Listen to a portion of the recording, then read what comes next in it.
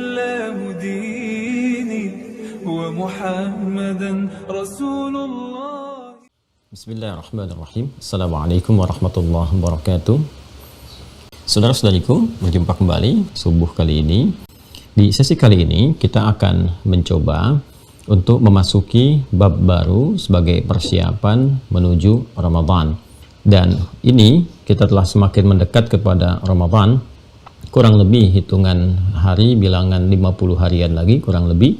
Karena itu akan lebih baik kita sejenak untuk mengkhususkan kajian memasuki persiapan bulan Ramadan, yang dengan itu mudah-mudahan ketika sampai Ramadan harapan kita tinggal memaksimalkan apa yang telah kita pelajari dan mengimplementasikan semua rencana yang telah kita siapkan, sehingga fokus kita hanya kepada ibadah dan maksimal bertakarub meningkatkan takwa kepada Allah.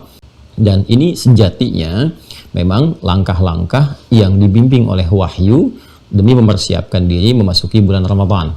Jadi penting untuk diketahui apa yang akan kita bahas untuk menguraikan terlebih dahulu bagaimana persiapan Nabi Shallallahu Alaihi Wasallam memasuki bulan Ramadan yang dibimbing langsung oleh Allah Subhanahu Wa Taala melalui turunnya wahyu. Seperti apa kondisi di Al-Madinah Al-Munawwarah di awal masa hijrah saat ayat puasa itu diturunkan oleh Allah Subhanahu Wa Taala kepada Rasulullah Shallallahu Alaihi Wasallam, dan bagaimana nanti kandungannya serta implementasi dari ayat dimaksud melalui penunaian ibadah puasa seperti diperintahkan oleh Allah, ditunjukkan oleh Nabi Shallallahu Alaihi Wasallam, dan menjadi kurikulum kehidupan yang kita tunaikan sebagai bentuk ibadah kepada Allah Subhanahu Wa Taala. Baik, kita akan mulai. Mengapa kita mengaji persiapan Ramadan jauh sebelum Ramadan? Saya ingin sampaikan dulu kepada teman-teman pembuka, pengantar terkait dengan fikih siam ini, fikih tentang puasa khususnya dengan Ramadan, pada dua pembahasan utama di sesi mukaddimah kita kesempatan subuh kali ini.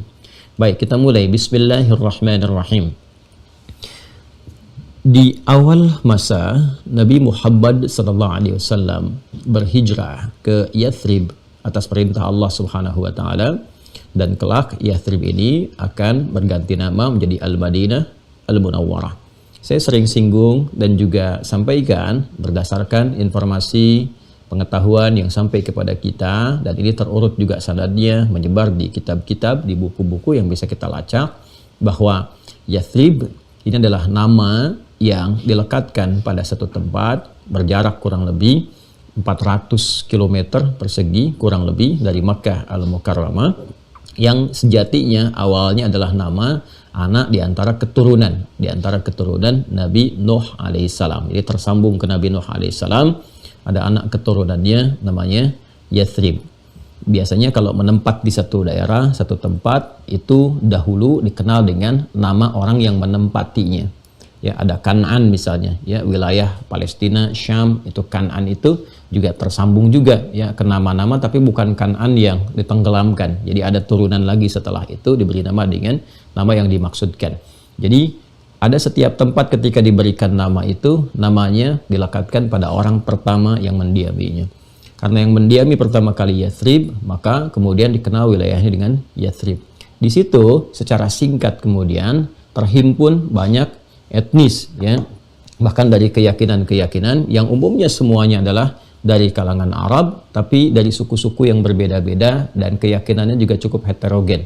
Ditemukan di situ dari mulai yang Yahudi misalnya ada sudah berkehidupan di Madinah pada masa itu, kemudian juga dari dua suku besar yang mereka asal mulanya keturunan dari wilayah Yaman, yaitu Aus dan Khazraj, ya, sudah juga ada di sana berkehidupan. Juga penduduk-penduduk yang lainnya berkumpul di sana, ya, mereka juga berinteraksi secara sosial. Dan persoalan terbesarnya kemudian ini klasik sekali, ya, ada kebiasaan-kebiasaan umat Yahudi yang terwariskan dari generasi-generasi sebelumnya yang selalu ingin dominan, ya, dalam sistem kehidupan masyarakat, baik di sisi pemerintahan apalagi ekonomi gitu ya. Itu sangat sekali mereka fokus di dalamnya, kemudian dari politik dan yang lainnya. Nah, ketika Aus dan Khazraj ini juga punya keunggulan di bidang ekonomi dan rata-rata ahli dagang, ya, praktek bisnisnya itu sangat kuat sekali. Jadi kalau kita melihat sejarah orang-orang turunan Yaman ini juga menguasai di bidang bisnis yang cukup baik. Nah, karena itu ketika bergaul, ya terutama di pergaulan-pergaulan bisnis di sektor ekonomi ini, itu cukup luar biasa. Mereka bisa saling berimbang, kadang mengungguli dan sebagainya, sehingga tampil pada saat itu menjadi hartawan-hartawan terbaik, juga sukses di bidang bisnis. Nah, karakter-karakter yang melekat pada genealogi Yahudi yang berketurunan, kalau Anda simak apa yang pernah saya sampaikan dan belum kita teruskan ya, dulu berhenti di pengasuhan Nabi Musa alaihissalam ketika awal terlahir, itu ada karakter-karakter khas ya, di kalangan orang-orang Yahudi yang bahkan diabadikan dalam Al-Quran, di Quran surah kedua Al-Baqarah ayat 120 itu. Walan tarda ankal yahudu walan nasara hatta tattabi'a millatahum. Kan? Nah, itu untuk Yahudi pakai lan, ya, untuk Nasrani pakai la. Walan tarda ankal yahudu, dan sulit sekali, kan? Engkau tidak akan mendapati orang-orang Yahudi itu sulit sekali ridha, kan? Ridha itu dalam arti bisa menerima, kan? Bisa lapang. Dan ankal yahudu walan nasara, tidak juga orang Nasrani. Nah, yang ketika masuk kepada Nasrani itu menggunakan la, bukan lan. Jadi kalau lan itu padanannya dalam bahasa Inggris never, gitu kan, tidak akan pernah diterjemahkan di dalam terjemahan mushaf. Nah, kalau kita terjemahkannya agak cukup halus, yaitu sulit sekali, gitu kan. Walan tarda ankal yahudu, dan orang-orang Yahudi itu sulit sekali untuk memberikan kesempatan kepada kamu ridha, menerima, gitu kan. Dan tidak juga orang Nasrani, ya, tapi orang Nasrani menggunakan la. Kalau la itu masih ada peluang, jadi lebih mudah berinteraksi dengan orang Nasrani dibandingkan dengan orang Yahudi. Dalam hal apa? Hatta tattabi'a millatahum, sampai engkau mengikuti ya sistem yang mereka tetapkan. Millah itu, teman-teman sekalian, itu seringkali ada yang menerjemahkan dengan agama, gitu ya. Padahal millah itu lebih kepada konsepsi kehidupan, sistem berkehidupan. Di dalamnya termasuk agama, termasuk bagaimana kemudian sistem di perekonomian, sistem di politik, kan, dan sebagainya. Nah, ini selalu ingin dominan karakternya. Nah, itu nyata sampai dengan sekarang. Yahudi ingin selalu dominan di bidang ekonomi, di bidang politik, kan? Kalau perlu bagaimana memonopoli sesuatu dan sebagainya. Nah, itu di era-era kehidupan saat Nabi awal hijrah pun, ya, itu suasana itu nampak. Nah, secara saya tarik mundur dulu ke belakang ini untuk menggambarkan suasana sebelum sampai ke fikih pembahasan tentang ayat Ramadan, ya. Nah, ketika mereka menyaksikan bahwa Aus, Khazraj, ya, dua suku besar yang mereka juga datang dari Yaman mulanya, gitu kan, dan sudah lama berkehidupan di situ ratusan tahun, itu dapat unggul dan seterusnya, itu tidak menerima, harus mereka yang dominan. Maka di dalam perjalanan sirah, di kisah-kisah itu disampaikan kepada kita dalam perjalanan sejarah bahwa diprovokasilah supaya dua suku ini kemudian saling bertengkar, ya, sehingga dengan sibuk bertengkar ini jatuh kemudian kekuatan bisnis mereka dan pasar bisa dikuasai dan dimonopoli oleh kalangan Yahudi pada saat itu. Maka terjadilah pertentangan antara Aus dengan Khazraj dengan provokasi tertentu. Mungkin nanti di sirah akan dibahas dengan lebih detail, ya. Kemudian berselisih sampai perselisihan yang sangat tajam, luar biasa. Sampai pada tingkat kalau di sini pun ada yang kecelakaan meninggal, ya kan? Sebab tertentu sini harus ada yang meninggal juga. Ya, kalau di sini misalnya ada taruhlah perselisihan, salah satu meninggal, sini pun harus meninggal juga, demikian seterusnya. Itu berlangsung selama 600 tahun. Dan konflik yang diciptakan ini kemudian diambil keuntungan, ya, oleh pihak-pihak ini Yahudi untuk memonopoli pasar dan membuat sistem sesuka mereka. Jadi dari mulai sistem hukum ribanya, kecurangan timbangan dan sebagainya. Ya, itu, dan nanti kalau kita belajar ya lebih dalam karakteristik di dalam Al-Quran, di setiap masa itu berganti dimanapun akan berpotensi ditemukan yang seperti ini. Ya, makanya Anda jangan heran kalau Anda temukan misalnya bahkan pada level yang lebih besar lagi, konflik di wilayah ini, antar negara ini, itu kalau Anda mau gali lebih dalam, kemana itu simpulnya, wah, kita akan sangat luar biasa terkejut bahwa semua itu tidak jauh dari apa yang disampaikan oleh Al-Quran. Ya, ujungnya akan ke situ juga. Ya, kenapa ini di Afrika ada konflik, di Timur Tengah ada konflik? Kalau Anda dapatkan semuanya itu, ujung-ujungnya itu nggak akan jauh dari peristiwa yang dulu pernah terjadi. Makanya kalau kita ngajinya lengkap, sirah dan sebagainya, itu akan memahami peta-peta global atau kita tarik dalam dunia sekitaran kita, itu akan sangat mengerti. Dan solusinya sudah ada. Kalau kita mau kembali untuk menggali, itu kan sangat elegan. Nabi mengatasi itu dengan cara yang elegan, tanpa pertumpahan darah, ada piagam Madinah, dan mengembalikan secara sadar. Jadi orang mengerti, ya, ayat-ayat itu membimbing akal untuk memahami, logisnya seperti ini, lalu membimbing hati, oh iya harusnya seperti ini, lalu semua berkesadaran. Ketika semua berkesadaran, tampillah kemudian adab, maka muncullah kemanusiaan yang beradab, lalu bersatu. Ketika bersatu itu dipersatukanlah kemudian Aus dengan Khazraj. Jadi ketika Nabi datang, nah ini situasinya masih seperti tadi. Makanya Nabi pernah berkomentar, itu seburuk-buruknya pasar yang ada pada saat itu, ya pasarnya di Yathrib. Ya, karena kecurangan ada, kemudian riba juga banyak, dimonopoli, dan sisi lain yang lainnya diperselisihkan. Maka secara kondisi antropologisnya dan sosiologisnya di masyarakat Yathrib pada saat itu, ada resesi ekonomi, jatuh, ya, karena kondisi pasarnya dimonopoli satu pihak dan memang sangat jauh tertinggal. Kemudian juga tata kelola kotanya juga cukup kurang bagus. Kemudian yang ketiga itu ya sisi sosialnya banyak pertentangan, itu keadaan yang dihadapi. Tapi luar biasanya karakter orang-orang Madinah, ya orang-orang Yathrib yang ada pada saat itu, karena mereka tinggalkan di wilayah yang cukup subur berbeda dengan Mekah, ya ada karena hikmah tertentu. Ini memberikan karakteristik, ya memberikan cara untuk berperilaku. Makanya ketika melihat orang-orang Yathrib itu beda dengan Madinah. Kalau di suasana beda dengan Mekah. Kalau di Mekah itu kan keadaannya gersang, ya kan, batu-batu, kemudian juga jarang tumbuh air, jarang tumbuh tanaman, ya sumber-sumber air sulit ditemukan, sehingga memberikan karakter yang agak keras, Di Madinah kita temukan lahan pertanian, ya ada lahan yang cukup subur, sehingga ini memberikan satu pengaruh untuk berperilaku. Ini sudah wajar, ya. Ada kan kajian juga khusus bagaimana lingkungan memberikan pengaruh terhadap karakter.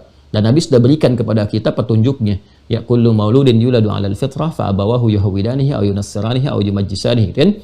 Nah, setiap manusia terlahir berdasarkan fitrahnya, maka lingkungan yang berada di sekitaran dia, bisa bapaknya, bisa keluarga besarnya, bisa kampus, ya, bisa juga tempat dia bergaul, itu mempengaruhi bagaimana dia berperilaku, bahkan bisa keluar dari fitrah, ya menjauh dari Allah, bisa memeluk keyakinan-keyakinan yang lain. Maka jangan heran kalau ada orang misalnya tinggalnya dekat wilayah pantai, tapi suara yang muncul bisa lebih keras. Orang dekat dengan ke hutan, orang dekat dengan suasana di perkotaan, itu karakteristik bisa memberikan pengaruh. Madinah seperti itu. Ya, karena itu ini menariknya dengan karakter demikian, masih ada dalam berinteraksi itu masih ada kelembutan, sopan, beradab dan sebagainya. Dan sebagian di antara mereka sudah menemukan secercah harapan, menemukan cahaya. Karena ada yang sudah datang ke Mekah, dapat info, menggali lebih dalam dan berbaiat kepada Rasulullah SAW. Jadi di tengah suasana umumnya keadaan di Yathrib pada saat itu, ya keadaan ekonomi yang tadi saya katakan, ya cukup bahkan jauh di bawah resesi. Kemudian juga ada konflik sosial yang berkepanjangan, sudah 6 abad, 600 tahun, belum selesai. Tapi ada harapan di antara mereka, ada yang sudah pernah ke Mekah, berbaiat pada Rasulullah dan menyiapkan fondasi. Ya, pondasi disiapkan di wilayah Yathrib itu untuk menerima kedatangan Nabi SAW. Jadi ketika datang Nabi itu memang sudah viral di kalangan Madinah. Orang Yahudi pun sudah tahu. Ya, karena jauh sebelum itu mereka sudah mengetahui bahwa di tahun-tahun sebelumnya itu kan di usia Nabi 53 tahun. Ya, 53 tahun. Yang paling menariknya bahkan di usia Nabi sejak dini, waktu diajak pamannya itu Abu Talib untuk berdagang, ya kan? Mengikuti bagaimana beliau kemudian berdagang, itu kan usia yang sangat dini, ya luar biasa. Itu belum mencapai masa-masa baliknya Nabi SAW. Nah, itu sudah berjumpa ya dengan rahib pendeta Buhairah itu yang memberikan kabar, ya dalam bahasa Latin George namanya. Saya pernah bahas di Klik Adi waktu itu sudah memberikan gambaran ya bahwa ini seorang nabi, ya kan? Ini kemudian akan menjadi rasul, sudah terlihat tanda-tanda semuanya dan tercatatkan di kitab mereka. Makanya hal yang disampaikan oleh Al-Quran jelas pertama kali ketika memberikan informasi di Al-Baqarah ayat 146 itu. Ya, alladzina atainahumul kitaba ya'rifunahu kama ya'rifuna abna'ahum. Ya, orang-orang yang diberikan kitab kepada mereka, ini yang dimaksudkan Yahudi dan Nasrani, itu sudah mengenal sekali ya tanda-tanda kenabian Nabi Muhammad SAW, bahkan seperti mereka mengenal anaknya. Jadi kalau Anda Bapak Ibu ya melihat anak-anak kan sudah mengetahui kan, oh ini anak saya, itu anak orang lain dan sebagainya. Itu persis mereka mengenali Nabi Muhammad itu dengan tanda-tandanya seperti mereka kenal anaknya. Jadi sudah tahu sebetulnya ya tentang Nabi Muhammad SAW itu. Jadi ketika Nabi datang pun ya orang-orang sudah menyambut dan sebagainya. Seperti kita tahulah kisahnya ya, viral dan seterusnya. Tapi Nabi dihadapkan pada kondisi yang tadi saya sampaikan. Dan dibimbinglah oleh wahyu, ya kan? dengan izin Allah Subhanahu wa taala bagaimana mengatasi semua persoalan-persoalan tadi. Karena dasarnya sudah baik, tempatnya tadi sudah enak, karakteristiknya baik, maka persoalan tadi juga lebih mudah dan cepat diselesaikan dibandingkan kondisi-kondisi yang ada di Mekah. Hal pertama yang Nabi lakukan adalah bagaimana mempersaudarakan. Jadi selain nanti membangun pondasi berupa masjid, ya, yang ada sentra keislaman di dalamnya itu dari Masjid di Kuba pertama kali, kemudian Masjid Nabawi, ya, dan mempersaudarakan ini Aus dengan Khazraj. Jadi konflik yang terhubung tadi ya berlanjut ya selama 600 tahun itu, 6 abad itu selesai dalam masa yang sangat singkat saja, dalam tempo yang sesingkat-singkatnya, dibimbing oleh Allah tuntas selesai. Nah, ini menarik sekali nih. Jadi Nabi mengatasi dulu ya persoalan sosialnya. Dia kan kalau perangkat di wilayahnya itu sudah baik ya dari segi karakteristiknya, manusianya, tidak ada konflik, itu mudah menata. Ya, dan stabilitas itu bisa terjadi di surat Al-Quraisy itu, alladzi at'amahum min ju' wa amanahum min khauf. Jadi ada dua pokok. Alladzi at'amahum min ju', masyarakat itu kondisi negara, tempat keadaan bisa stabil pertama kalau ekonominya stabil. Rakyat nggak lapar. Kata Al-Quran itu kalau rakyatnya nggak lapar, masyarakatnya nggak lapar, stabil ekonominya, itu bisa mendukung stabilitas negara, ya, stabilitas satu kawasan tertentu. Kemudian wa amanahu min khauf, nggak ada konflik sosial, ya, bisa tertib, bisa stabil. Jadi secara sosial juga stabil, nggak ada konflik. Politiknya mungkin juga kalau kita gali ke nuansa sekarang itu stabil, ekonominya stabil, itu lebih cepat mendorong kepada kemajuan, ya, kemakmuran dan seterusnya. Maka yang Nabi selesaikan pertama konflik sosial dulu, dibimbing oleh Allah Subhanahu wa taala. Dipersaudarakan Aus dengan Khazraj. Masya Allah. Jadi bagaimana Anda bisa merasakan? Jangankan dalam suasana yang besar ya, suasana kebangsaan, kemasyarakatan, di rumah tangga aja suami istri ada sedikit perbedaan pendapat, kemudian berselisih, lalu setelah itu berdamai, islah dalam bahasa Al-Quran, itu kan rasanya tenang luar biasa. Ya, bisa tertawa gembira, bisa kemudian bercengkrama kembali. Ya, kadang-kadang yang telah lalu itu jadi nostalgia gitu. Ya, ini 600 tahun, Anda bisa kebayang nggak? 600 tahun gitu, suasana itu kemudian cair semuanya. Dan mereka merasakan bagaimana kenikmatan bergaul dengan sosok Muhammad SAW. Ya, dapat karisma, dapat kebaikan dan sebagainya. Sehingga dia topangan yang sangat kuat. Maka selesai ya persoalan konflik sosial yang ada pada masa itu. Lalu Nabi membuat keseimbangan di bidang ekonomi. Ya, Nabi kemudian memberikan satu miniatur pasar yang pada saat yang bersamaan di-compare juga dengan pasarnya orang-orang Yahudi. Jadi Nabi tidak menghancurkan pasar orang Yahudi, ya, tapi mendorong masyarakat sekitar untuk menciptakan keseimbangan, dibuat kemudian pasar yang baru, ya, di pasar itu diberikan kewajaran-kewajaran, harga yang bisa dijangkau masyarakat, keadilan, kejujuran dan sebagainya. Sehingga dengan sendirinya apa yang terjadi? Ini kan nggak bisa kemudian menyoal, ya, karena memang ini persaingan kan di bidang bisnis dan persaingannya terbuka. Ya, tidak pernah menampilkan misalnya sesuatu yang buruk, ya, respon-respon yang kasar, tidak berniat menghancurkan, hanya menampilkan apa adanya sesuatu yang baik. Pada akhirnya apa? Lama-kelamaan pasarnya orang Yahudi pun itu ikut sistemnya pasar yang dibuat oleh Nabi. Jadi harganya kemudian bisa sesuai, semuanya rata, jadi sejahtera lah. Pada saat itulah kemudian resesi ekonomi bisa diselesaikan, konflik sosial juga tuntas, maka berubahlah suasana itu menjadi suasana kota yang tadinya cukup tertinggal, jadi suasana kota, tercerahkan, pasarnya maju gitu kan, memberikan kemudian atas sesuatu yang indah, inspirasi ya kepada banyak tempat. Kalau orang Arab mengatakan satu cahaya gitu kan, cahaya dalam bahasa Arab cahaya itu nur. Kalau ada inspirasi cahaya diberikan yang baik untuk orang disebut dengan munawwar. Ya, suasana kota disebut dengan Madinah karena ada taknya, maka munawwar pun ditambahkan tak di ujungnya. Maka dikenallah sejak saat itu dengan nama Al-Madinah Al-Munawwarah. Jadi berubah bagaimana risalah kenabian itu yang dibimbing oleh Allah Subhanahu wa taala mampu merubah satu tempat itu ya berubah jadi suasana kota berkemajuan dan mencerahkan sama memberikan inspirasi. Maka ketika suasana sudah enak ya mendapatkan aura-aura tadi, maka dibuatlah sebuah konsensus ya, konsensus kebangsaan, kemasyarakatan dalam bentuk piagam Madinah itu. Yang dulu akan mencoba di copy paste itu dalam bentuk piagam Jakarta saat awal kemerdekaan. Tapi itu nanti pembahasan yang berbeda. Kita fokus ke sini dulu, ya. Nah, di titik ini yang sangat menarik adalah ketika sudah ada piagam Madinah jadi maju dan sebagainya. Ya tadi yang saya katakan, ya, Yahudi itu kan punya genealogi yang terwariskan beberapa karakternya. Makanya kalau ngaji bab tentang Yahudi di Quran itu menjadi penting menurut saya itu. Sangat penting ya, dan semua kalangan, terutama stakeholder atau kalangan dengan passion tertentu. Anda kalau bisnis harus tahu tuh, kalau bisnis Anda tuh jangkauannya global ya. Kemudian kalau Anda di birokrat misalnya ya, atau di pemerintahan dan sebagainya, itu mesti mengerti, karena ketika berhadapan dengan suasana global ya, akan ada geopolitik nanti, geopolitik, geostrategis, geoekonomi dan sebagainya, itu perlu diturunkan, ngajinya mesti tuntas. Kalau enggak siap, hancur. Hancur. Karena terjadi dahulu. Apa yang terjadi? Pada masa lalu, itu ketika nampak suasana kesejahteraan, ya, sebagian kalangan itu nggak menginginkan. Maka nanti ada provokasi-provokasi yang dimunculkan. Siapa yang disentuh? Yang disentuh itu bukan orang Yahudinya lagi. Yang disentuh itu ternyata orang lokal yang ambisi ingin mendapatkan kedudukan, jabatan. Ya, siapa diantaranya? Nanti ada Abdullah bin Ubay bin Salul.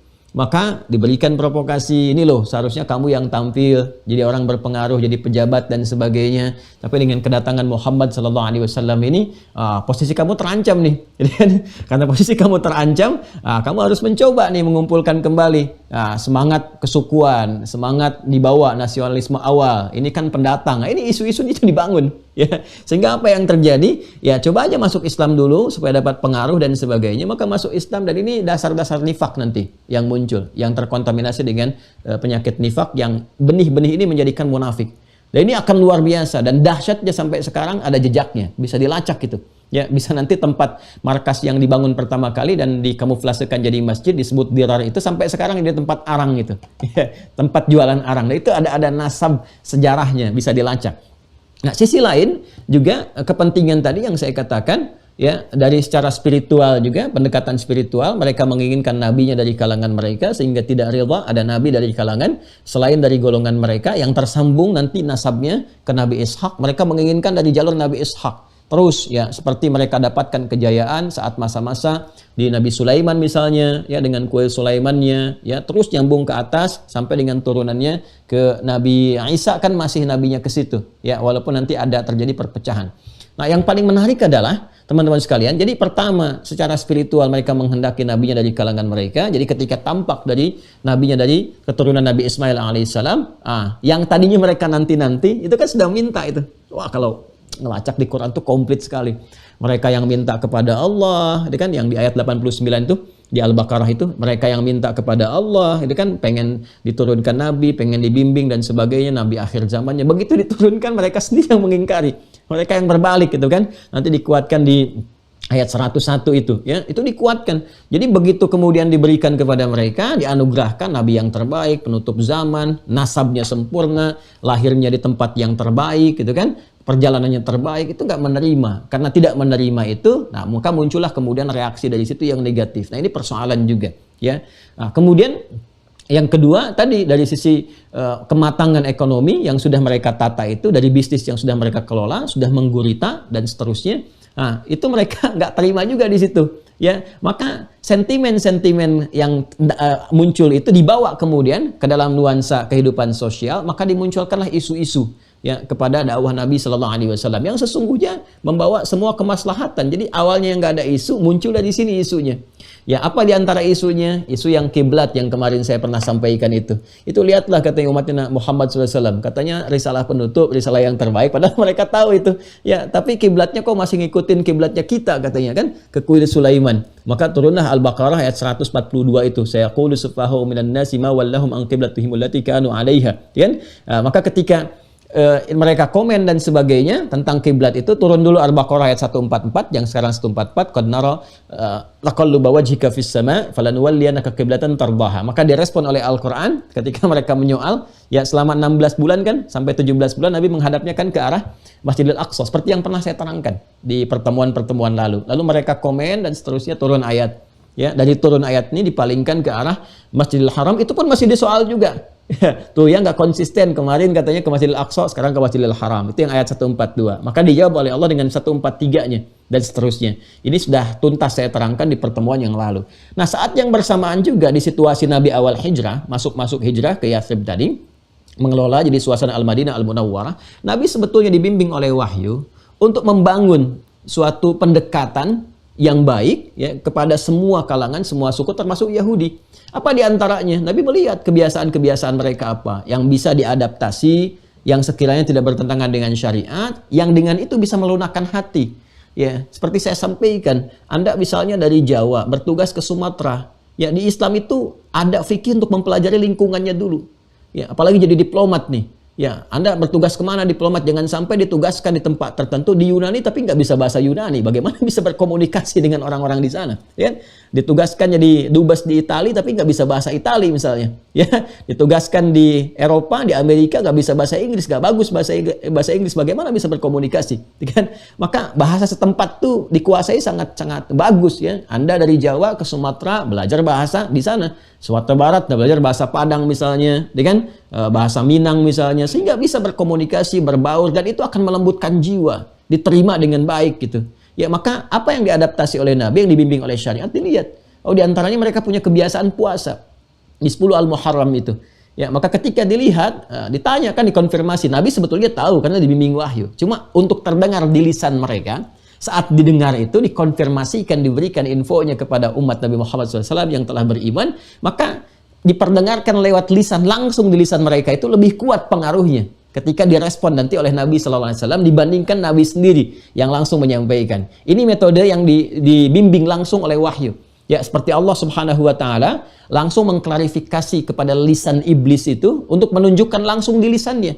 Kenapa dia nggak mau hormat kepada Adam? Ya, mudah bagi Allah menetapkan kamu sombong. Makanya di Al-Baqarah ayat 34, pembukanya dikatakan aba wastakbar. Wa idh qulna lil malaikati isjudu li adama fasajadu illa iblis aba wastakbar. Dia nggak mau hormat, sujud karena sombong. Ya, tapi kalau kemudian Allah tetapkan, ada potensi nanti dia mengingkari. Saya nggak sombong kok. Kan? Nanti bisa ricuh tuh suasana pada saat itu kan. Dan Allah maha mengetahui, maha bijak, maha tahu. Karena itu langsung diperdengarkan di lisan iblis itu supaya terdengar oleh semua. Itu ada di Quran surah ke-7 Al-A'raf ayat 12 itu. Qala ma mana'aka alla tasjuda idh amartuk. Ya, hei iblis, kenapa kamu nggak mau sujud hormat kepada Adam ketika aku perintahkan? Itu untuk mengonfirmasi. Lalu keluarlah di lisannya, ana khairum minhu khalaqtani min narin wa khalaqtahu min tin. Ya, aku lebih hebat dibandingkan dengan Adam. Ya, karena kau ciptakan aku dari api, kau ciptakan dia dari tanah. Nggak level, yang lebih tinggi harus hormat kepada yang rendah. Keluar di lisan, diketahui oleh semua. Jadi malaikat tuh jadi tahu, oh yang selama ini kelihatannya rajin ibadah dan sebagainya punya potensi begini. Kan? Jadi nampak tuh. Karena itulah Nabi SAW dibimbing juga untuk mengonfirmasi kepada lisan orang Yahudi pada masa itu, kalian kenapa puasa di 10 Al-Muharram ini? Nah, mereka mengatakan ini puasa yang terwariskan sejak eranya Musa alaihissalam ketika ditolong oleh Allah Subhanahu wa Ta'ala dari kejaran Firaun yang ditenggelamkan kemudian Firaun itu, dari situ disyukuri dan berpuasa untuk mensyukurinya. Di hari ke-10 Ashur, maka dikenal dengan Ashura. Itu awal sejarahnya puasa Ashura. Ya, maka Nabi mengatakan nahnu ahaqqu minkum bi Musa. Bima makna, kurang lebih Nabi mengatakan kami lebih berhak untuk mengikuti ya syariatnya Musa itu, karena memang syariat Islam yang dibawa Nabi Muhammad itu menyempurnakan, mencakup semuanya. Ya. Maka Nabi mengatakan puasa semua. Jadi satu sisi Nabi ingin memberikan kesan bahwa ini loh yang benar dari Musa itu ini. Ya. Jadi kalau Nabi, ini banyak sekali hikmahnya Masya Allah. Nabi perintahkan kepada umat pada masa itu, kalian ikut puasa kata Nabi. Ya. Jadi satu tujuannya untuk menghadirkan, melunakkan pendekatan-pendekatan terbaik dengan mengadaptasi itu semua, jadi ada adaptasinya di dalamnya. Ketika kemudian itu dipraktekkan dan nampak di lisan mereka sendiri, disampaikan, direspon, itu setidaknya memberikan sifat kelunakan ya pada jiwa-jiwa atau kalbu-kalbu orang Yahudi pada masa itu, sehingga bisa menerima risalah Islam ya, dengan baik. Yang kedua, ingin memberikan kesan pendahuluan ya, bahwa yang benar itu yang dipraktekkan, jangan disimpangkan ajaran Nabi Musa. Kamu udah tahu yang ini bisa ada puasa Ashura, ada yang benar. Kenapa sekarang kamu menyimpang dari praktek-praktek itu? Kamu dilarang kemudian berbuat curang, kamu curang. Dilarang berzina, kau zina. Dilarang membunuh, kok membunuh, gitu kan? Padahal syariat Musa ini kamu tahu yang benarnya seperti ini. Itu juga ada kesan pendahuluan di awal. Makanya nanti setelah itu ada ayat-ayat dialog nanti yang mengkhitab langsung ya ahlal kitab, ya ahlal kitab. Itu nanti ada Yahudi, ada Nasrani di dalamnya. Itu metodologi yang sangat indah sekali. Nah, singkatnya adalah di awal-awal masa hijrah itu, melihat itu Nabi perintahkan para sahabatnya puasa. Bagi yang pengen puasa, puasa. Yang enggak apa-apa. Gitu ya. Itu awal-awalnya. Jadi banyaklah orang kemudian puasa Ashura, termasuk Nabi mempraktekkan sendiri. Ya, sampai sekarang kita kenal kan. Ya, puasa sunnah itu. Jadi semua puasa teman-teman sekalian, puasa. Nah, yang menarik adalah awal-awal mereka senang juga tuh. Wah, pada puasa umat Islam. Lama-lama muncul lagi seperti yang tadi saya sampaikan. Ya, karakteristik itu. Wah, maka jadi isu. Umatnya Muhammad tuh lihat kemarin sholatnya ngikutin kiblat kita. Sekarang puasanya aja ngikutin kita juga katanya. Jangan-jangan ajarannya KW gitu kan. Nah itu ya gambaran-gambaran itu isu disebarkan tuh. Jadi hoax itu sudah lama diproduksi. Jadi ada produsen hoax di masa-masa Nabi itu sudah ada, ditebarkan dan seterusnya. Sehingga ketika itu menyebar di masyarakat Islam kan biasa. Kalau awam kan pasti mengadu ke atas. Ini gimana ini solusinya? Apa benar risalah ikut-ikutan dan sebagainya? Nah, maka merespon itu semua inilah hikmahnya. Allah menjawab sekaligus menerangkan bagaimana kebiasaan puasa itu dibangun di masa lalu. Umat-umat sebelum Musa ada yang puasa apa enggak, kan? Umat setelah itu puasa apa enggak dan sebagainya. Diturunkanlah satu ayat ini mencakup jawaban dari semua keadaan pada saat itu. Jadi meruntuhkan klaim Yahudi juga sebagai masyarakat atau kaum atau umat yang sebetulnya punya jasa dalam mewariskan puasa, dibantah nanti dengan satu ayat ini. Yang kedua, umat Islam, Nabi Muhammad SAW sebagai nabinya pada masa itu diberikan yang paling istimewa, melebihi apa yang didapatkan umat-umat sebelumnya, untuk memberikan kesan bahwa kalau Allah berkehendak, nih diberikan yang paling bagus, yang terbaik. Kalau kamu kemudian benar menunaikannya, dapat ini, dan sebagainya. Ya, jadi turun satu ayat spesifik sekaligus dengan turunnya ayat di waktu itu, di bulan itu, Allah langsung memberikan kesan kepada Nabi Muhammad untuk memberikan pembekalan sebelum sampai ke masa yang ditentukan itu. Kenapa? Karena ini momennya spesial, keistimewaannya banyak, sangat agung, sangat luar biasa, dan fitrah kehidupan itu mengatakan, memberikan isyarat bimbingan, setiap momen yang besar, yang istimewa, yang agung, tentu persiapannya juga dibutuhkan dengan tidak biasa. Ya, saya berikan kepada Anda momen besar di keluarga Anda anak mau nikahan, bukankah Anda siapkan jauh-jauh hari sebelumnya? Ada yang setahun sebelumnya, berbulan-bulan sebelumnya, ya kan? Anda mau pelantikan di jabatan tertentu, Anda siapkan sebelumnya itu. Ya, beli bajunya, macam-macamnya, tempatnya, dan karena spesial momennya. Nah, ini yang memberikan spesialnya itu Allah. Keistimewaannya diturunkan oleh Allah sendiri, langsung itu. Ya, ada bagaimana ampunan diberikan 24 jam, rahmat diturunkan, doa bisa dijawab, ada amalan yang bisa mencakup semua masa yang sangat lama gitu kan, bisa di-cover semuanya dan tertutup dosa-dosa yang telah lampau. Itu satu momen itu. Maka persiapannya pun jangan sampai ketika masuk kepada momentumnya baru siap-siap. Ya, maka ketika itulah kemudian diturunkan di bulan Sya'ban, di hari Senin, tahun kedua Hijrah. Nah, inilah teman-teman sekalian. Di bulan Sya'ban, tahun kedua Hijrah. Ada yang merinci di hari Senin. Ya. Sudah ya? Wah, ini Masya Allah nih. Lahirnya hari Senin, kan? Menerima wahyu juga hari Senin. Nanti puasa puja hari Senin, kan? Dan kemudian juga wafat Nabi SAW di bulan Rabiul Awal juga, bulannya serupa gitu kan. Baik. Dan dilahirkan juga kemudian di hari Senin, karena itu beliau kemudian membiasakan untuk puasa yang dikenal dengan puasa Senin, sunnah hari Senin itu. Kembali ke sini. Maka diturunkanlah kemudian oleh Allah Subhanahu wa taala ya jawaban, anugerah sekaligus hal yang bisa memberikan keistimewaan pada umat akhir zaman dengan nabinya akhir zaman Muhammad sallallahu alaihi wasallam. Quran surah kedua Al-Baqarah ayat 183. Ya ayyuhalladzina amanu kutiba alaikumus syiyam kama kutiba alal ladzina min qablikum la'allakum tattaqun. Nah, ini Quran surah kedua Al-Baqarah ayat 183, itu turunnya di hari Senin di bulan Sya'ban di tahun kedua Hijrah. Ya, 2 tahun setelah Nabi berhijrah ke kota Yathrib yang telah berubah menjadi Al-Madinah Al-Munawwarah.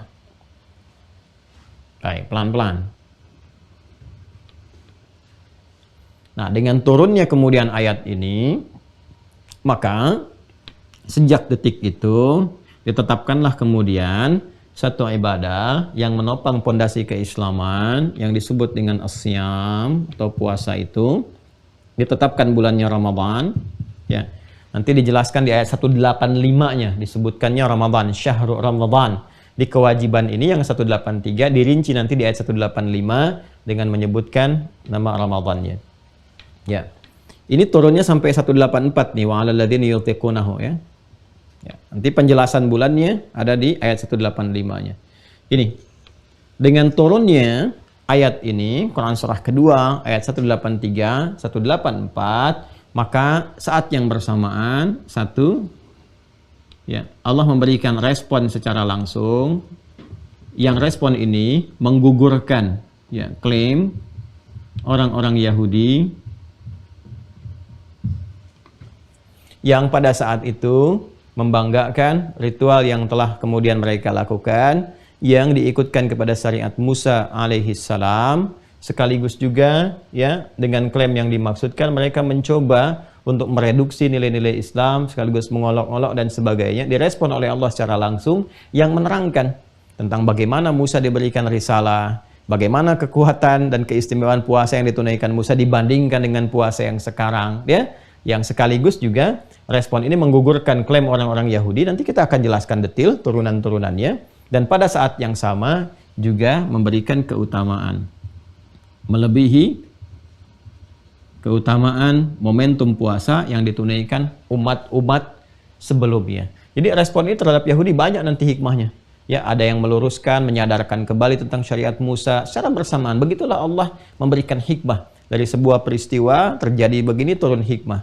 Karena itu kita diminta untuk beriman dulu. Kan iman kepada qada dan qadar itu materi simpul ke-6 itu sangat penting. Sangat penting. Ya, jadi kalau kita mendalami qada dan qadar, memahami takdir bagaimana bekerja itu, hidupnya itu akan lebih lapang. Ya, lebih nyaman itu menata kehidupan. Karena ketika terjadi sesuatu, iman difungsikan. Nah, iman itu kalau kita yakin dulu, menerima dulu, hikmah akan datang membimbing. Oh, begini. Akal nanti dibimbing cara memahaminya.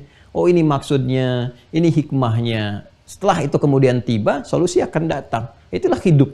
Ya, jadi kalau kita mengerti tentang manajemen kehidupan, khususnya dari simpul yang ke-6, qada dan qadar itu akan mudah mengatasi problematika kehidupan yang kita hadapi. Ya.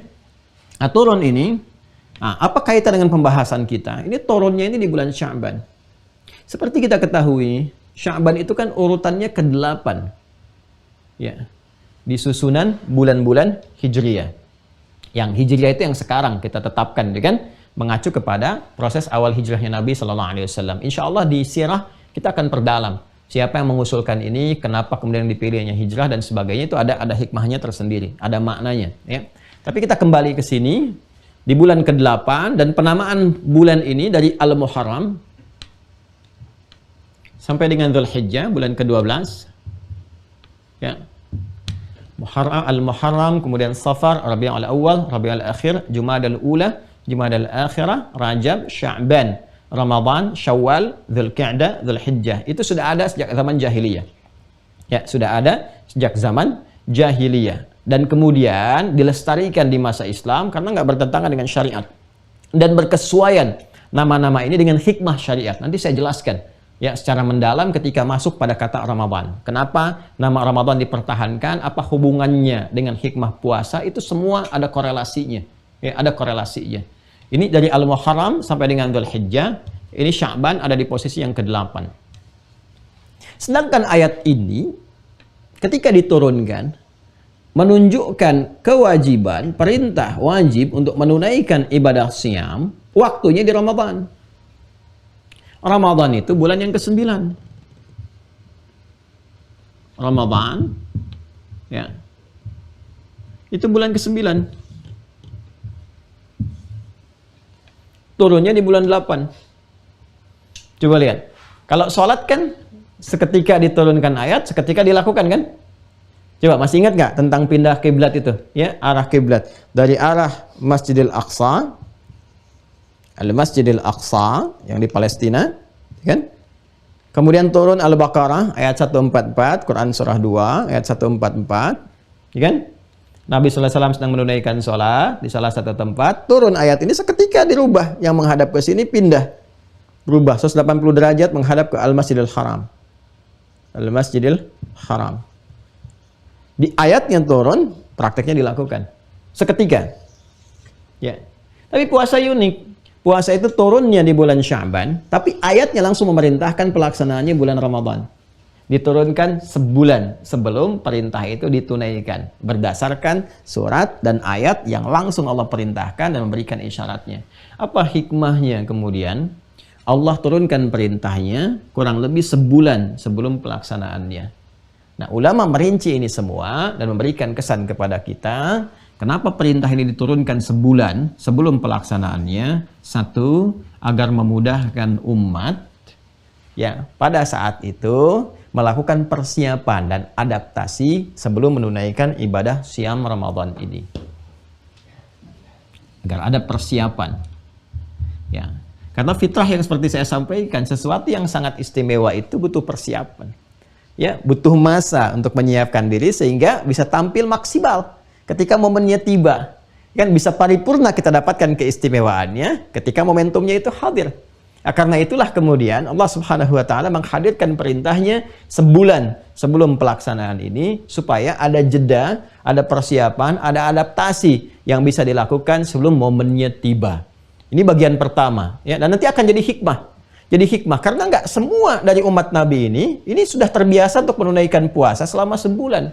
Ya, sebelumnya kan sudah ada ya pembiasaan puasa. Yang tadi hikmahnya tuh dari Asyura itu, ya kan? Nah, ada kan sehari, setahun dibiasakan puasa dulu, terus Senin, Kamis, kan belum ada yang sebulan penuh itu. Ya, jadi dibiasakan dulu, diberikan dulu kemudian gambaran supaya ada persiapan dulu. Jadi bisa siap-siap, menyiapkan mental, menyiapkan fisik, menyiapkan keadaan. Ya, bukan sekedar puasanya saja, tapi untuk meraih anugerah dan hikmah terbesar di balik ibadah siam itu. Satu ini. Ya. Kemudian yang kedua, juga untuk melihat, ya, untuk kita saat ini melihat bagaimana Nabi Shallallahu Alaihi Wasallam dibimbing oleh Allah pada saat itu langsung untuk memberikan pedoman kepada umatnya pada saat itu bagaimana menyiapkan Ramadan ini.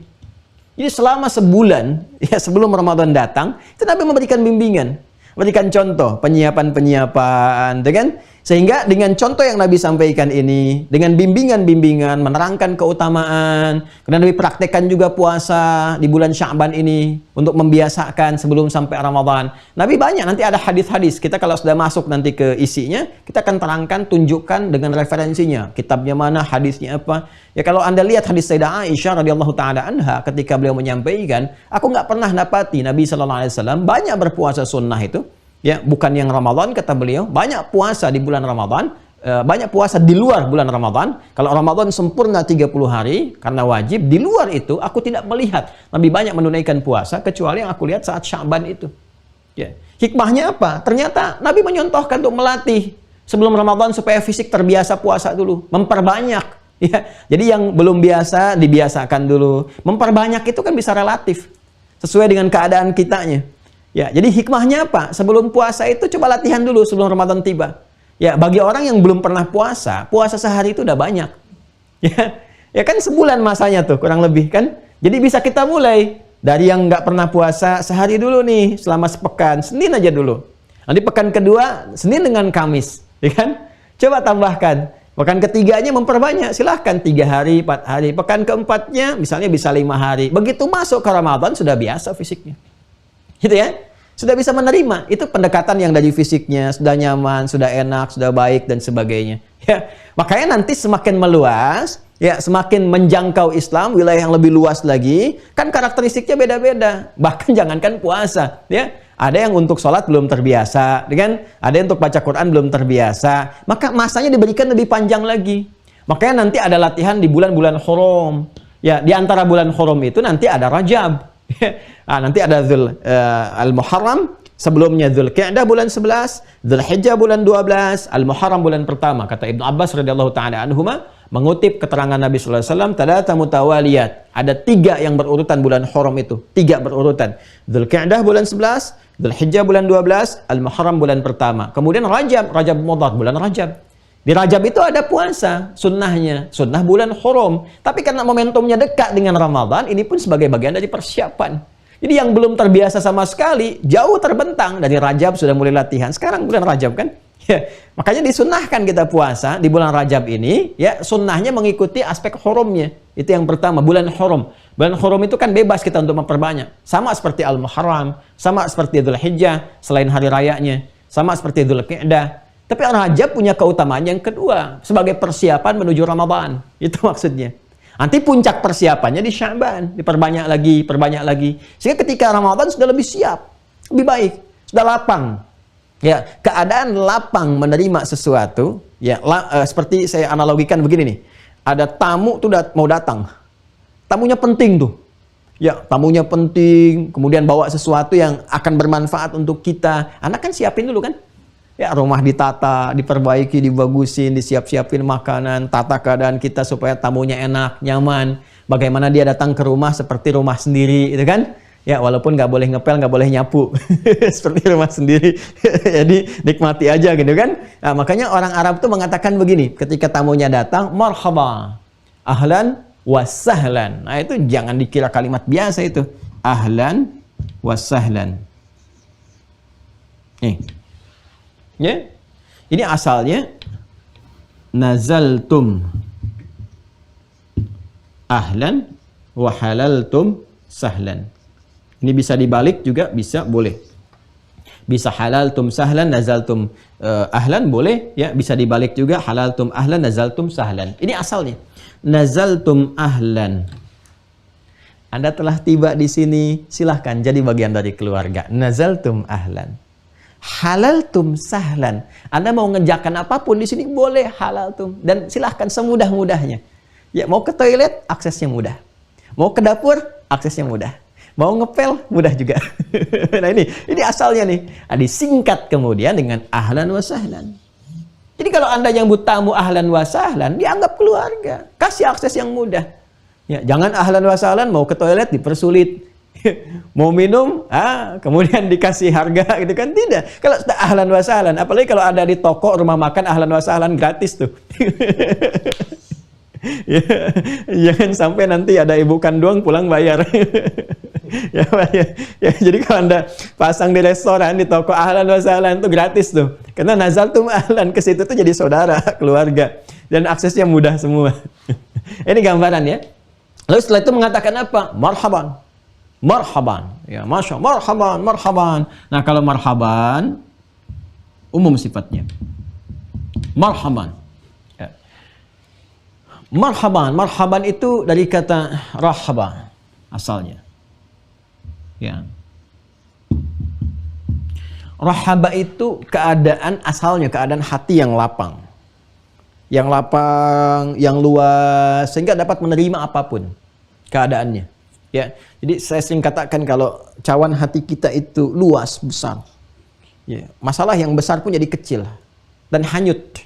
Ya, sudah hilang gitu, meresap. Anda taburkan garam ke danau yang luas, yang airnya tawar, segar gitu, Anda tebarkan segenggam pun, itu sudah. Ya, sudah hanyut begitu saja dan tidak ada banyak pengaruh. Tidak ada pengaruhnya gitu ya. Tapi kalau cawannya kecil, ya, gelas yang kecil diberikan segenggam garam tadi, ya asin gitu. Ya. Nah, ini kalau orang Arab ingin mengatakan pada seseorang, ya silahkan jadi bagian dari keluarga, silahkan kemudian aksesnya mudah untuk mengerjakan apapun. Ini mohon ya, terima dengan kelapangan, dengan hati yang luas. Kami pun menerima Anda dengan kelapangan semuanya. Kalau ada kurang-kurang, mohon maaf ya. Di keadaan yang melapangkan semua hati, sehingga mudah menerima apapun respon dari tamu itu. Ya, kita mengatakan, Anda bagian dari keluarga, akses semudah-mudahnya, Anda ingin bersikap apapun, kami sudah melapangkan. Karena lapang ini mudah menerima apapun. Respon tamu begini, mudah diterima. Respon tamu begitu, mudah untuk diterima. Ini marhaban. Ya, karena itu orang Arab mengatakan, bisodrin rahib. Dengan hati yang sangat lapang. Sadrun rahib. Hati yang lapang. Kalau kita ingin berusaha melapangkan hati, sehingga apapun yang datang, itu bisa kita terima. Mau diperintahkan, kita terima. Mau dilarang, kita terima.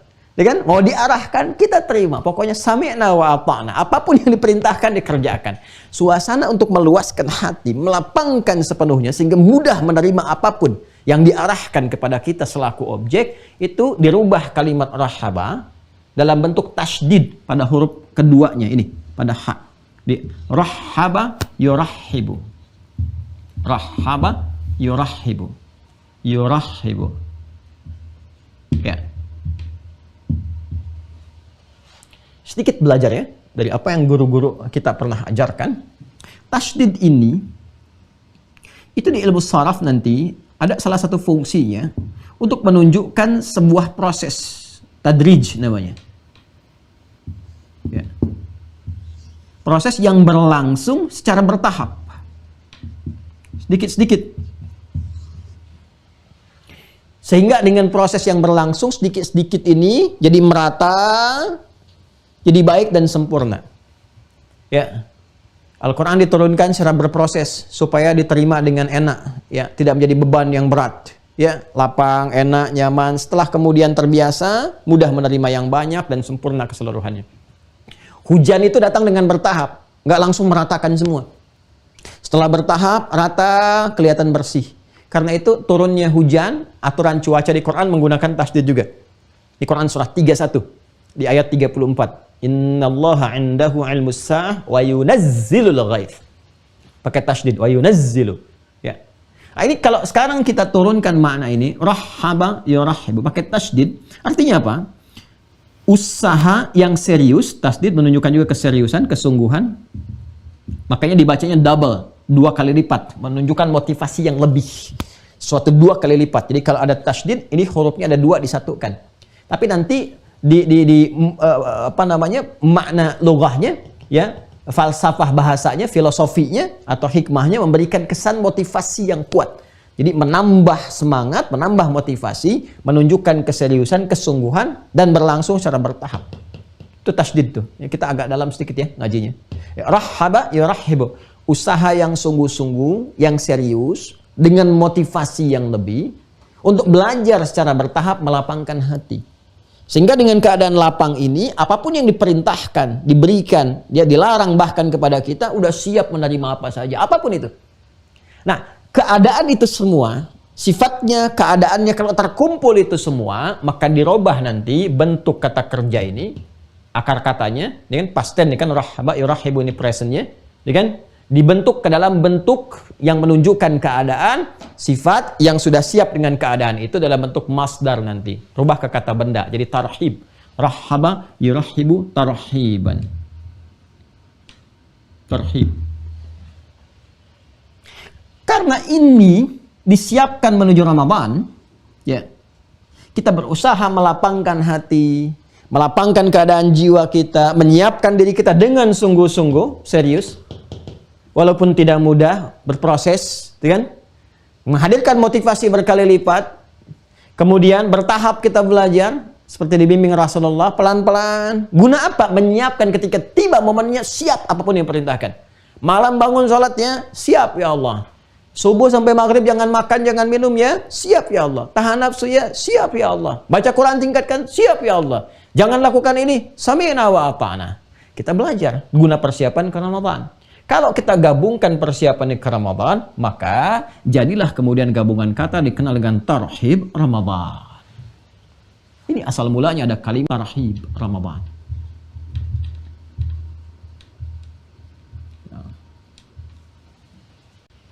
Nah, sekarang tahu ya? Ya kan? Selama ini kita dengar tarhib, tarhib, tarhib, ya kan? Jadi kalau sudah masuk tarhib, jangan dibahas persiapan Ramadan. Ya, dari mana kita bisa mendapatkan suasana lapang itu sehingga kita bisa katakan ketika Ramadan tiba, marhaban.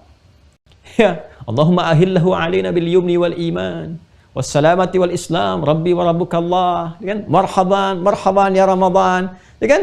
Marhaban, marhaban dan ya Ramadan, begitu tarawih absen.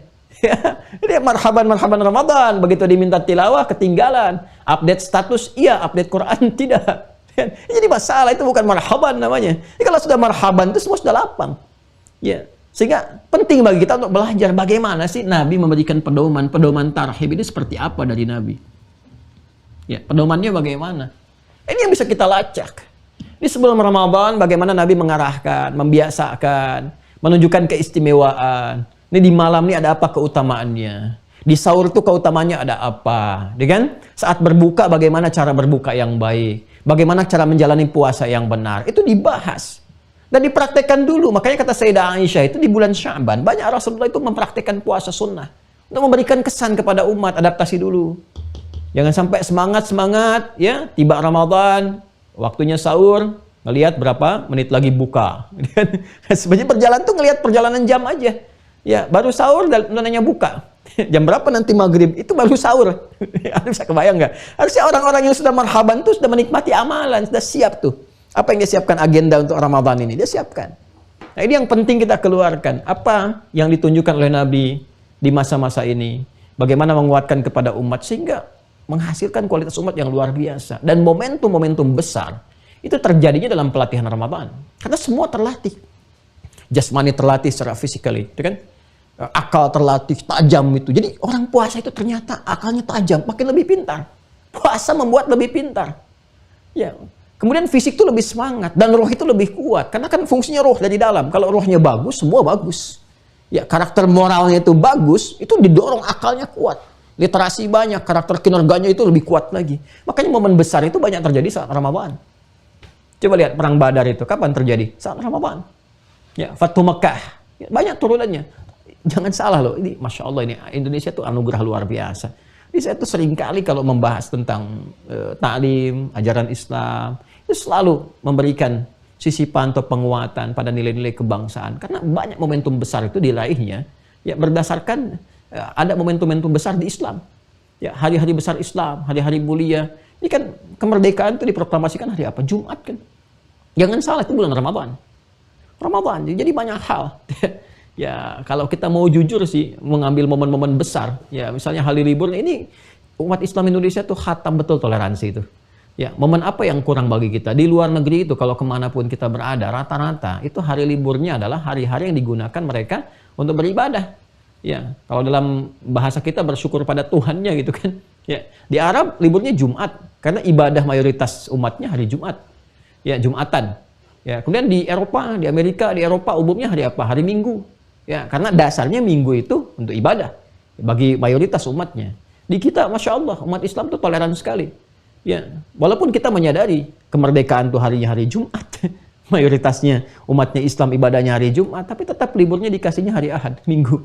Ya, jadi saya sering katakan jangan ajarkan umat Islam Indonesia tentang toleransi, sudah khatam gitu, kecuali khatamnya ini dirusak.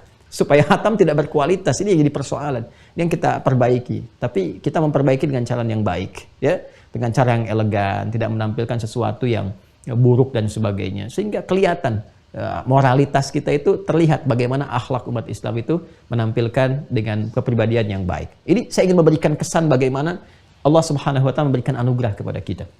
Ya, balik ke sini ya. Balik ke sini. Jadi inilah tarhib.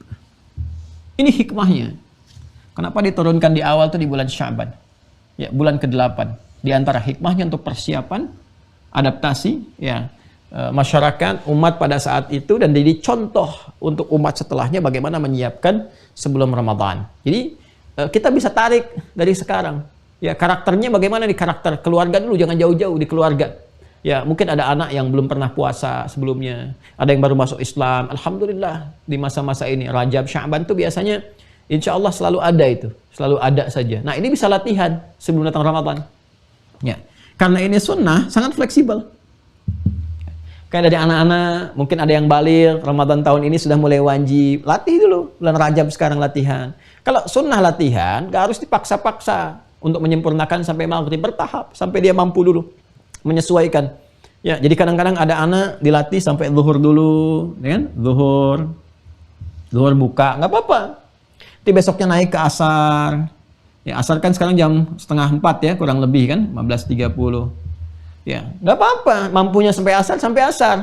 Jangan Anda paksakan, ayo nah, pahalanya besar. Pahala besar tapi lapar gitu kan. Ini kalau udah sunnah, anak-anak itu nggak, buka ya buka aja. Mau dia jam 4, jam 5. Jangan dipaksakan sampai dia tertidur gitu kan. Sampai karena Anda kasih, pokoknya kalau nyampe maghrib, mami kasih 200.000. Nah, ini bagaimana kelapar nih kalau ke dokter nanti jadi masalah, obatnya bisa 2 juta. Jadi berikan pencerahan yang baik. Ini asalnya, inilah persiapannya, adaptasi. Jadi tarhibnya. Ya. Jadi kalau dia baru awal-awal zuhur, alhamdulillah, berikan motivasi, Masya Allah. Saya selalu katakan pada anak-anak itu, Kak, Masya Allah ya, Mbak Buya itu waktu kecil, usia kakak Mbak ini, nggak pernah bisa sampai seperti sekarang.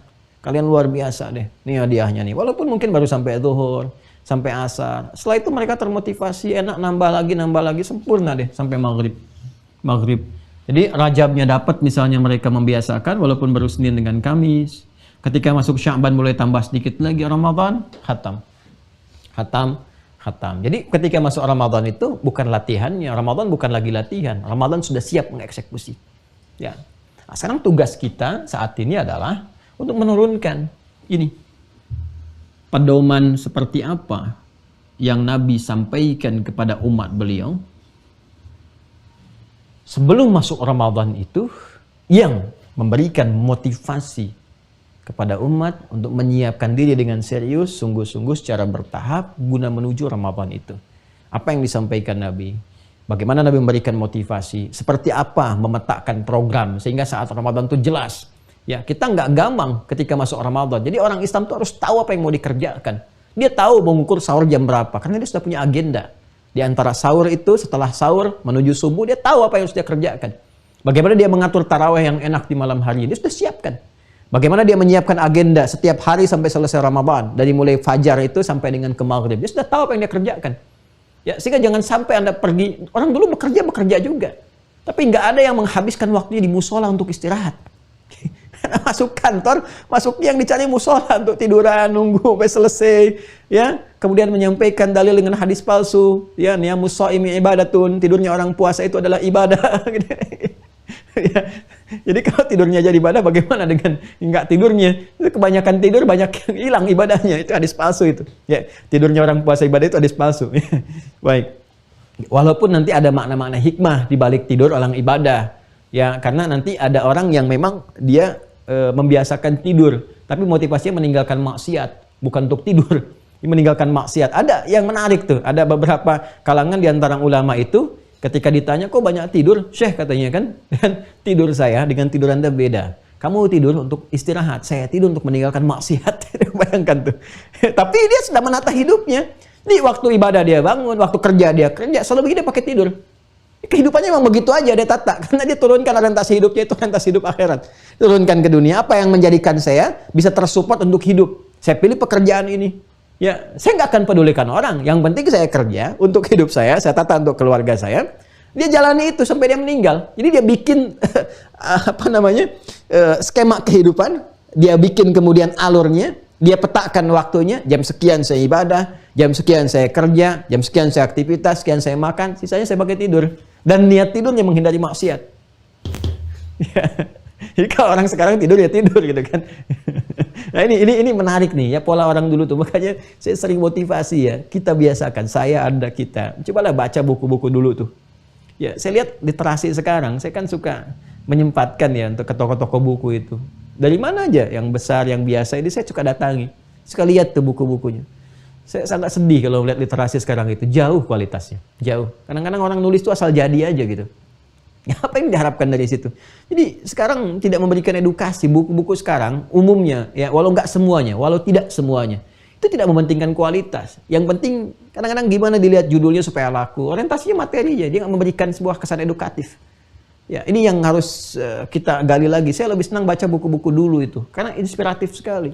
Kisah orang-orang soleh, 40 kisah orang ini begini. Ya, saya kira patut dikembalikan itu. Ini kan kalau sudah kualitasnya menurun, itu memberikan kesan tentang citra keadaan orang di masa kini. Jadi bahaya kalau sampai penulisnya, cendekiawannya hanya ngejar urusan materi, tidak sampai ke kualitasnya. Ini bahaya. Karena tidak memberikan kesan edukatif kepada masyarakat yang membacanya. Ya. Ini teman-teman, kembali ke sini ya. Mohon maaf ya kalau sedikit kadang kita ingatkan, karena saya sering dapat pertanyaan, Ustaz referensinya di mana? Ini di mana? Akhirnya apa yang saya lakukan, saya menghimpun aja dulu, saya beli aja buku-bukunya dulu yang ada, dan kita lihat, lalu kita rangkum jadi satu, insya Allah Anda bisa dapatkan. Yang makna ayat puasa itu dari 2012, itu paling lama buku yang saya tulis, 9 tahun baru kemudian dicetak itu. Ya, luar biasa, perjalanannya cukup panjang, itu kurang lebih 7 tahun lah, 7 tahun sampai 9 tahun ada kematangan. Mau dicetak, dapat ini lagi dan sebagainya. Itu sesuatu yang sangat menarik. Makanya dalam nanti kita akan lihat, kita akan kaji ya secara mendalam. Nah ini teman-teman yang akan kita turunkan. Ya, dari mulai pedomannya seperti apa yang Nabi kerjakan, persiapannya bagaimana, dan alhamdulillah kita bahkan belum masuk Sya'ban, kita masih di Rajab saat ini. Di Rajab. Ya, Rajab itu kan ta'zim. Ya, ta'zim seakar dengan tarjib, Rajabun Mudhar. bulannya disebut Rajab, maknanya disebut tarjib. Tarjib bimakna ta'zim, bimakna at-ta'zim. Ya. Suatu yang agung, yang besar, yang diagungkan oleh kaum Mudhar pada saat itu untuk menjaga keagungannya.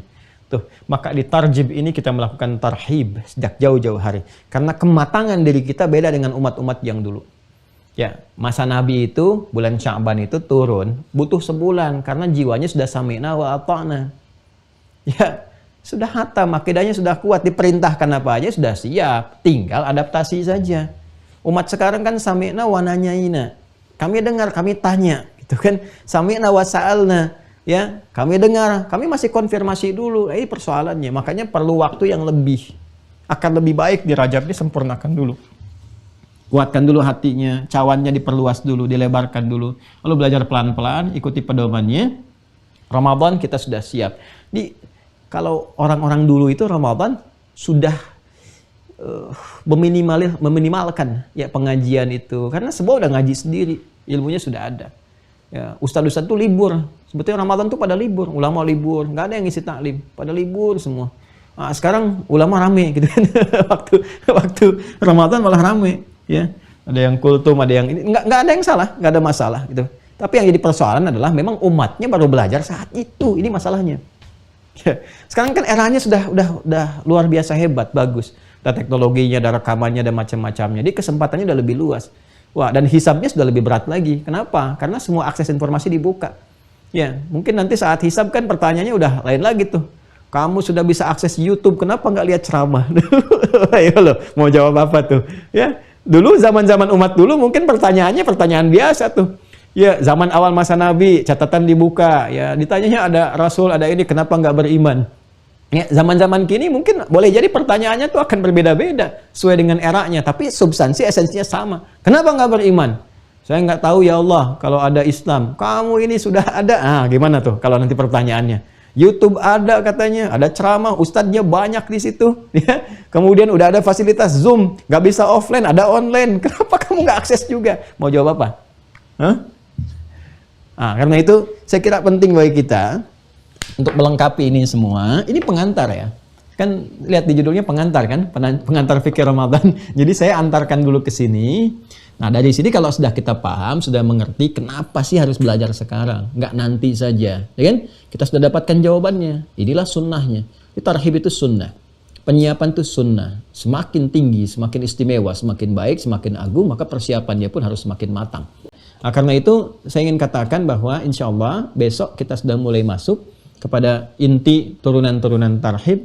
Ya, dari tarhib ini nanti akan banyak babnya. Mungkin kurang lebih saya coba press gitu ya. Coba tekan, disiapkan untuk bisa cukup sebelum Ramadan.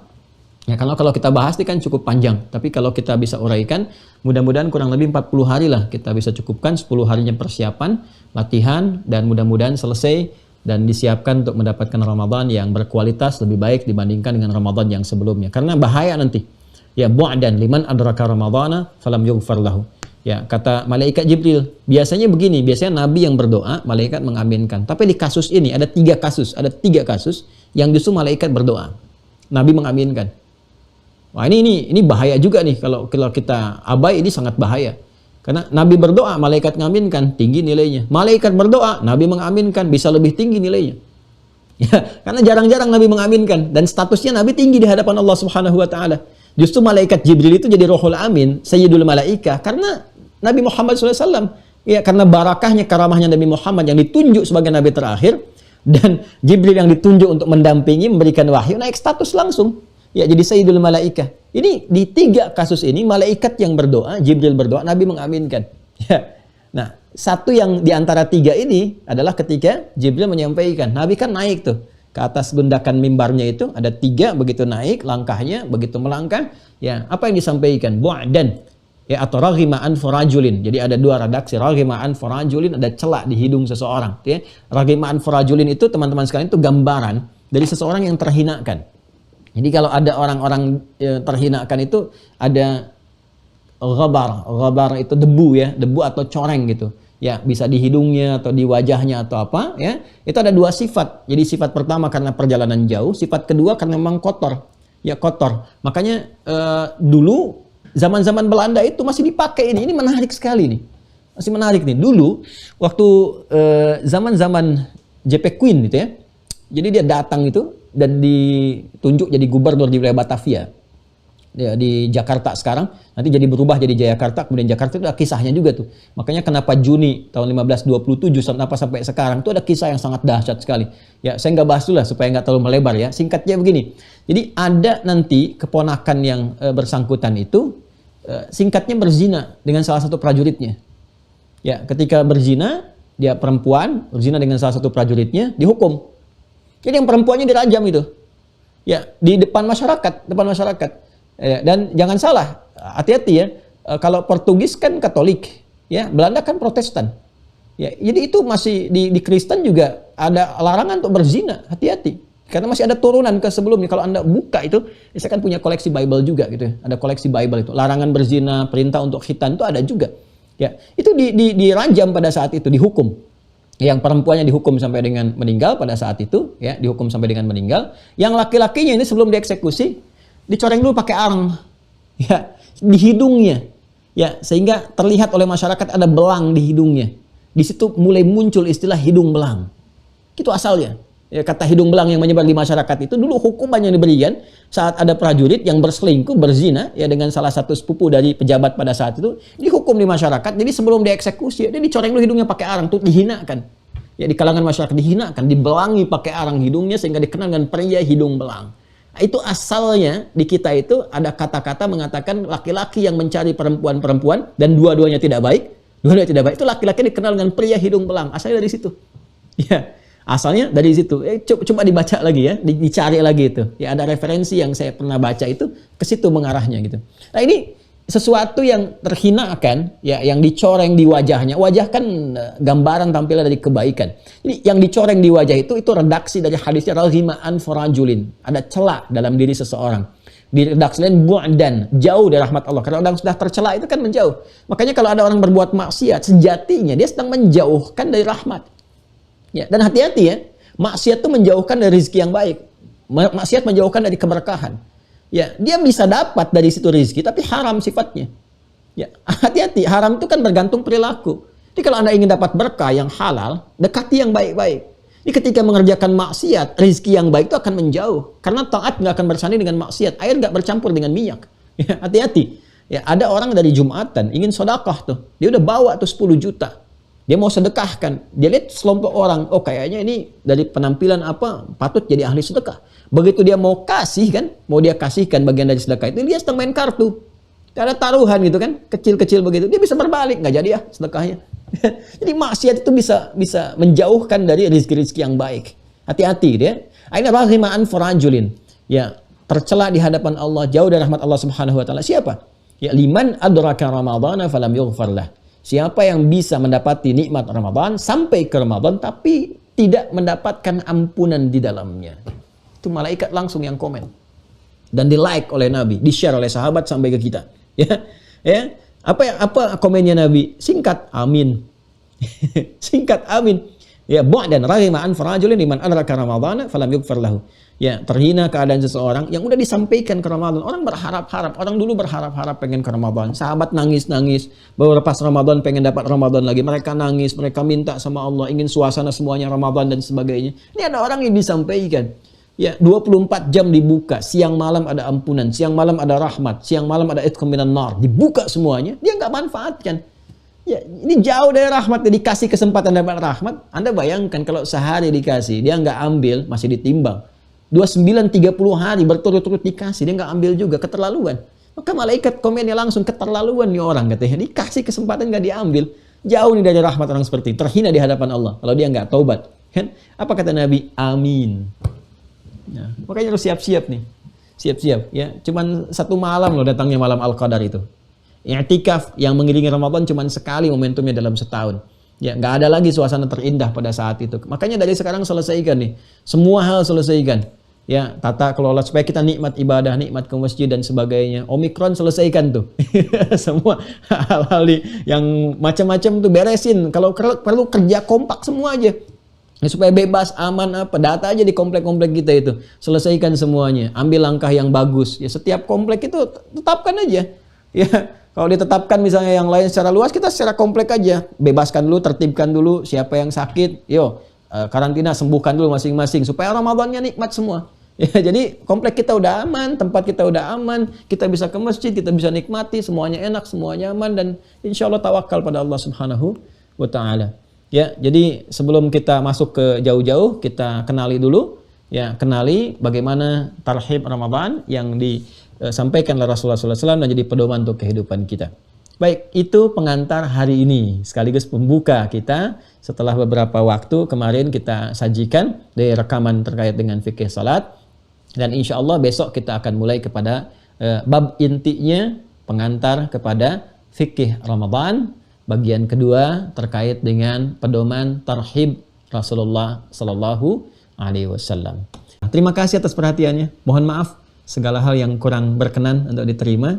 Itu kekurangan saya pribadi. Mohon dimaafkan. Kalau ada hal yang sekiranya perlu saya perbaiki, mohon disampaikan supaya ada kesempatan bagi saya untuk memperbaiki dan bisa menampilkan yang lebih baik seperti hal-hal yang mungkin Anda harapkan. Dan mohon berkenan memaafkan sekali lagi kalau apa yang saya sampaikan belum bisa memuaskan atau menghadirkan kenyamanan bagi Anda yang mendengarnya, karena itu kemampuan saya dan memang saya menyampaikan tidak untuk memuaskan 1-2 orang, tapi menunjukkan satu kebenaran yang boleh jadi itu yang kami dapatkan. Kalau benar sesuai ukuran Al-Quran dan hadis silahkan diterima seperti ulama mengajarkan. Kalau tidak tepat itu kesalahan saya, mohon dimaafkan, diperbaiki, dan semoga Allah yang maha sempurna menyempurnakan apa yang telah kita pelajari. Allahumma taqabbal minna innaka antas sami'ul alim wa tub 'alaina innaka antat tawwabur rahim. Allahumma rabbana atina fid dunya hasanah wa fil akhirati hasanah wa qina adzabannar. Allahumma barik lana fi hadha syahr Rajab ya Allah ya arhamar rahimin, wa barik lana fi Sya'ban idza kunna hayyan fi dzalika ya arhamar rahimin, wa balighna Ramadan kama tuhibbu wa tarda. Wa sallallahu ala sayyidina Muhammad wa ala alihi wa sahbihi ajma'in. Wa akhiru da'wana subhanakallahumma wa bihamdika nashhadu an la ilaha illa anta nastaghfiruka wa natubu ilaik. Wa akhiru da'wana alhamdulillahi rabbil alamin. Assalamualaikum warahmatullahi wabarakatuh.